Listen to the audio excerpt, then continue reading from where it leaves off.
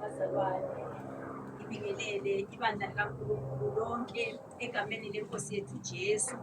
Okhulumayo uMonica waKwaNkomo, ozala ezweni laseZimbabwe. Akabonge uNkulunkulu. Ngizobonga uNkulunkulu bazalwane. Lo mhlabeleli uthi bonke abanethemba elinjalo bayazihlambulula balahla izono abamthizazilahla nemthwalo. Manje kunalento nalokho kubabambezelayo.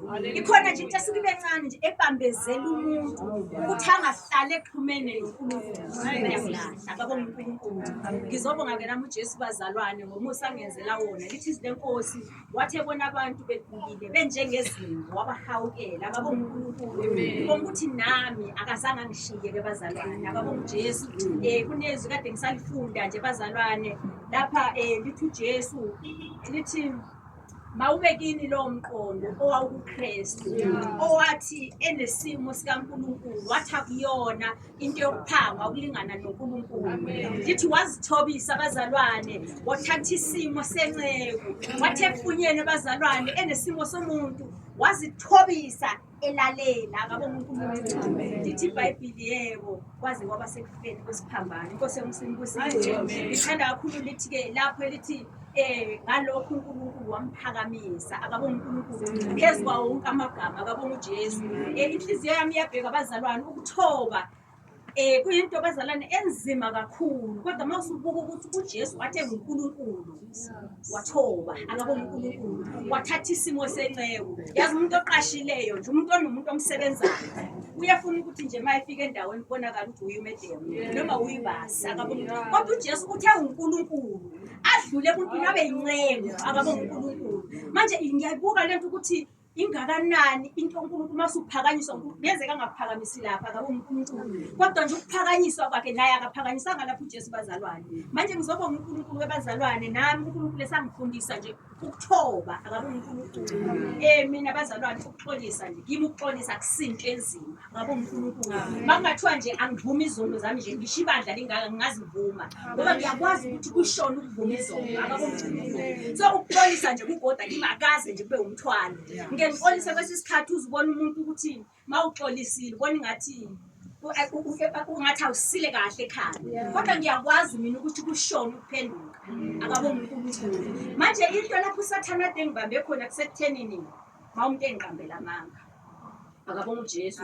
Bengizwa ukuthi inhliziyo yami bazalwane iyala and ngizwa ukuthi kuvuka inkani iyala nje. Akabonge uJesu ukuthi ngithobe nje mangiqanjelwa amanga, kodwa ngiyambonga uJesu ukuthi lisashiza ukuthi wathoba. Akathobanga abazalwane ukukhulunywa iqiniso lodwa ngaye. Akabonge uNkulunkulu. Futhi nathi akushongo ukuthi sizithobe makukhulunywa kahle ngathi.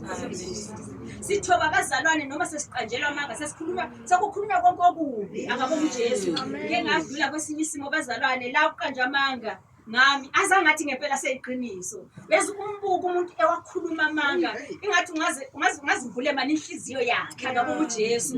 Kodwa ngiyabonga uNkulunkulu ukuthi kuye kwafika ukuthi manje isikhathi sokuthi akuvume nje. Akabonge uNkulunkulu. Ukuqanjela amanga ukuvume nje yazi unyatheleka. Akabonge uNkulunkulu. Ngiyambonga abazalwane uNkulunkulu ngomusa nje angezele wona ngoba enhliziyweni yami bekukhona leyo nto elithi izwi likaNkulunkulu lapha kuSambulo unegama lokuthi uyaphila. Nami bengicabanga ukuthi bazalwane mangithi ukuvuma izono nje noma ngathiwa angizivume la ngingazivuma abazalwane ngoba ngiyakwazi ukuthi nginalelo gama benginalelo gama lokuthi ngiyaphila izono makuthiwa ngizivume ngiyazivuma. Mangathiwa nje noma ubani nje ethi mana la vuma izono zakho wena wenzelo akunzima kimi ukuvuma izono. Akabonge uNkulunkulu. Kodwa manje benginaleli gama nje lokuthi ngiyaphila. Inkosi yomsimbisise mase kuziwe kutheni umuntu angiqambela amanga. Akabonge uJesu. Manje ngiyambonga ke abazalwane uNkulunkulu. Inhliziyo yami iyamphunda nje every day iyambonga uNkulunkulu engifundisa ngifundisa nje ukuthobeka abazalwane, ngifundisa nje ukwehla. Akabonge uNkulunkulu ukuthi nonento angayenzi ngathi unayo akazibona ngathi akanayo. Akabonge uNkulunkulu. Nalapho engizizwa khona ngathi ngiright ngizizwe nje ukuthi makuthiwa uwrong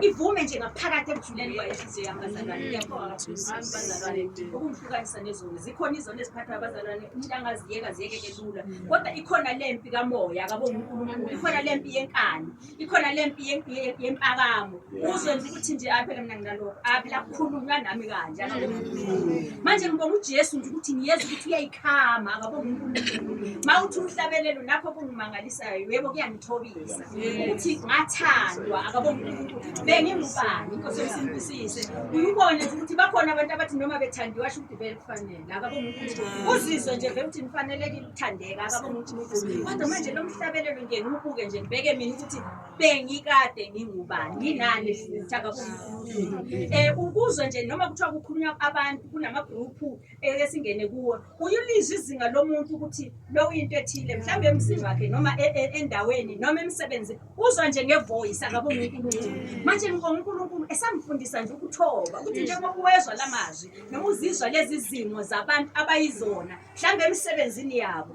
funda lapho ukuthi kuyaxoxwa akabonga uNkulunkulu noma unothi ushaya ingathi awunakho akabonga ngizobonga uNkulunkulu bazalwane ungigcinile nami ngingumuntu omusha ohlukaniswe nezona akabonga uNkulunkulu ohlukene namadoda ebhola akabonga uNkulunkulu angibhatalelwe irent inkosi yomsimbusise angithengele i-cold drink inkosi yomsimbusise angiyiceli futhi inkosi yomsimbusise ngibonga nje ukuhlukana nesono angincikiseli ukuthi mhlambe bangibone akabonga uJesu la ngihamba khona nje ngumama Monica akabonga uNkulunkulu ukuthi ngishadile nje angihambi ngikuadvertise akabonga uNkulunkulu manje ngiyambonga abazalwane uNkulunkulu ukuthi angiku-advertise ukuba umuntu omusha kwami inkosi yomsimbusise ngoba uJesu nje bazalwane ungigcinile nami endaweni yaseGoli akabonga uNkulunkulu nezona zikhona futhi ngingazenza kungekho umthetho mhlawumbe engumiselwe umuntu kungekho umuntu engathi ngisaba yena kodwa ngibonga ukusaba uNkulunkulu esengivuka lento bazalwane ukuthi ngiphile ubungcwele kungabikho isimo bazalwane engizothi ngisadila naso akabonga uNkulunkulu